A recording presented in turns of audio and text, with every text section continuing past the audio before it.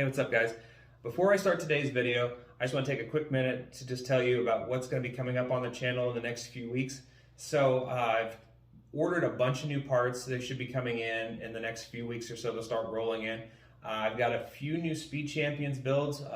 One I'm really excited about. We're going to be doing a few different displays, some more TV themed builds, and then a couple more race themed builds. So stay tuned for those.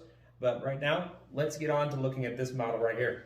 Before we start off today, I'm going to just show you the entire garage from a pulled back view so you can kind of get a sense of the entire scale of the model. It was designed to basically take up this entire shelf space from top to bottom and side to side. So the walls are built to come flush with the sides of the unit and basically comes all the way to the top of the shelf. For this model, it does have power wired into it. The difference being it starts at the bottom and it spiders its way all the way up to the top until you get back here where you can access the power unit.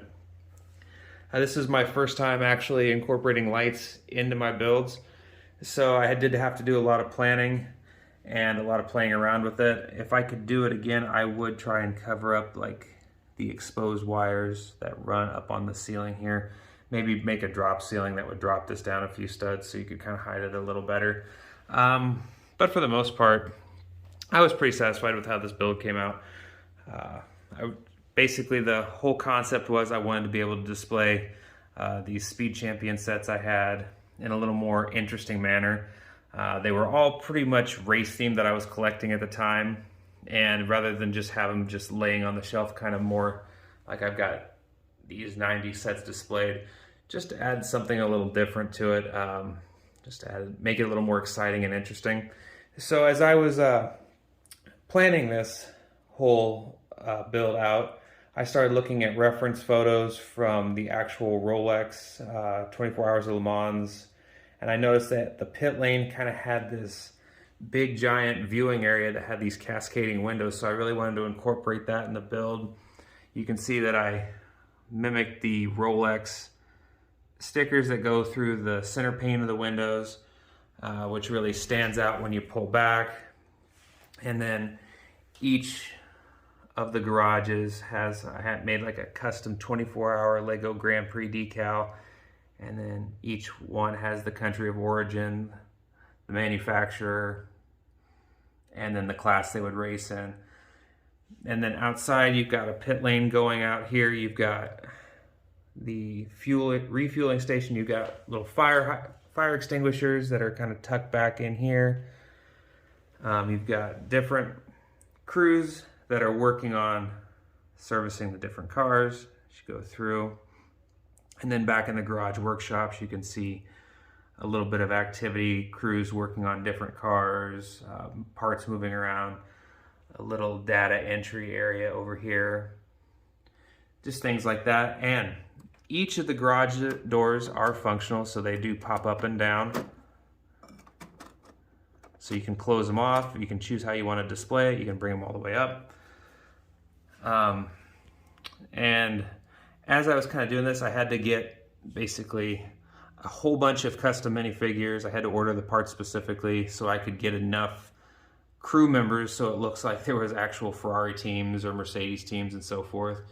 And then I had a couple extra Speed Champions sets that weren't race themed like the Corvette at the time. So what I did for that one is I ended up just making it into a GTE Pro car.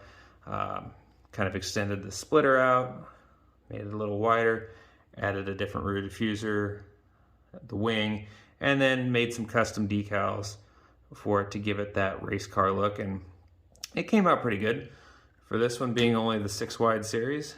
And so I kind of tucked that one back in there. And then moving on from the bottom of the garage, I started to build up from there. And originally, as I was looking at photos, it was basically just a seating arena, so a closed off seating stadium kind of deal. I didn't have enough minifigures for that, and I kind of wanted to do something a little less boring than just having this all be grandstands of people all the way through. So you will see a few areas for grandstands. You've got one over here and one over here, but then as you go down, you've got more of a museum / viewing area.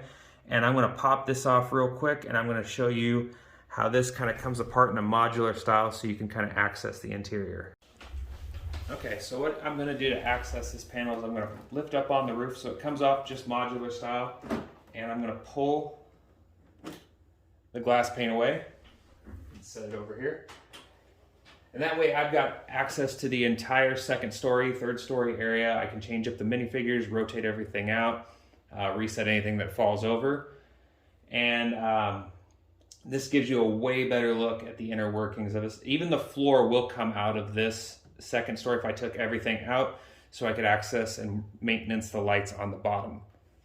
So now that the windows, I've popped those out, you can kind of get a way better idea of the interior pieces, what I've got going here. So in this section, you kind of got like a little maintenance worker. He's like watering the plants. You've got this little museum capped off in the corner here. So you've got some posters, displays of championship trophies, a little victory lane where you can take pictures and stuff like that. And then you've got the guy that is flying the drone outside. You've got him piloting it from the inside here.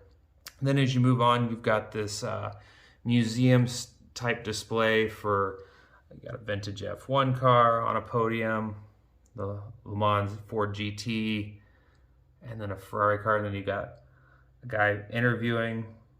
He's either like an announcer or somebody who's just doing a film piece for the commemorative cars that are in this display. And then back here, you've got just another small display of maybe just some wheels, another Ford memorabilia.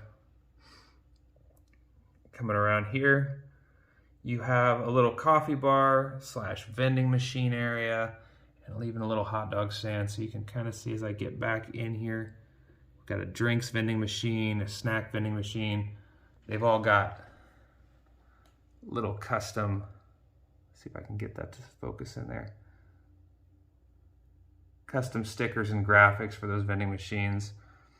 And then over here we've got a little coffee and donut shop. So everybody who's up in the stands can get some snacks while they're viewing the race, and then you can come up the stairs to the viewing platform, and you've got some rows of bleachers that kind of stagger their way back, so they're on risers so everybody can see. And then there's some little snacks in the back. There are some little cupboards, and it's the same story over here. Like I said, if I could change one thing about it, I'd figure out a way to clean up the lights on the top of the roof here. But since I wanted to keep everything removable and accessible, it was a little harder to tie in the wires and make them invisible. Like I said, if I could do it again, I would probably make this more of a fixed piece and tuck those wires in a little bit. But I mean, for the most part, it really doesn't bother me, so I probably won't end up doing anything with it. And then as you come up to the roof here, so this whole panel is removable. You can take it off. And it's got just some little scallops for stonework. It's got a little IndyCar molded into the center of it. And like I said, as you come back in here, you can see where the power supply comes out through the roof, and you can set it on top there. And that's pretty much this entire display, how it sits, how it's all come together. Like I said, you can see without the glass, you can really see the depth that goes into the piece. If you have any questions about this, feel free to leave a comment below. I'd love to answer as much as I can, or if you have any questions about this. But this is just a quick look at one of my biggest existing pieces that I really haven't showcased before. As I go into the next few weeks, as I'm still waiting for parts to arrive, I'm probably going to showcase a few of my other mock builds that I've have that I really haven't shown on this channel before. Take you through a few smaller builds, and then once I get the new pieces in, I'll start updating you with the new build plans. So stay tuned for those.